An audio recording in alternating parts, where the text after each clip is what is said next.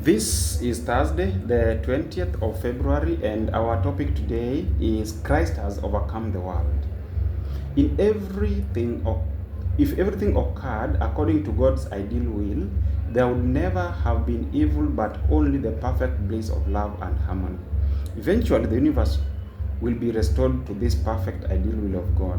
In the meantime, God is working out His will in a way that takes into account the free decisions of His creatures.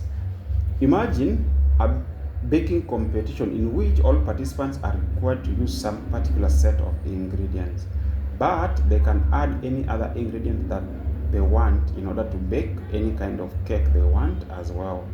In the end, whatever cake a baker ends up making will be determined at least partially by some ingredients that the baker did not choose. Similarly, in this limited respect, because God has committed Himself to respecting creaturely freedom of the kind necessary for love, many of the ingredients in bracket that make up world history are not chosen by God, but are actually the opposite of what God desires. In this view, divine providence is not simply one-dimensional, as if God unilaterally controls everything that happens. Rather, this requires at least a two-dimensional view of God's providence. Some things in this world are caused by God, but other occurrences are the result of the free decisions of creatures, as are all evils. Many things happen that God does not want to happen. Read John chapter 16 verse 33. What hope, even amid tribulation, does the text offer? I will read John chapter 16 verse 33 in our hearing. King James Version says, "These things I have spoken unto you, that in me you might have peace. In the world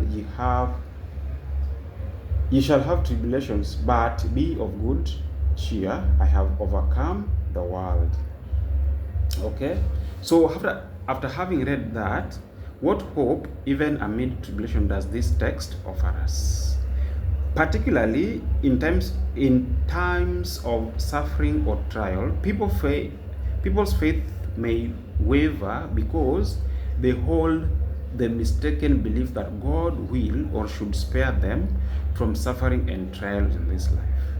But Jesus tells us a very different story, warning His followers they will experience trials and tribulations in this world, but there is hope, for Christ has overcome the world. We've just read that in John chapter 16 verse 33. The fact that we encounter suffering and trials does not mean that this is what God ideally wants for us. We must always keep in mind that we must always keep in mind the big picture, the great controversy. However, we can be confident that while evil itself is not necessary for good, God can bring good even out of evil events. And if we trust God, God can use even our suffering to draw us closer to Him and to motivate us to be compassionate and to care for others. Okay?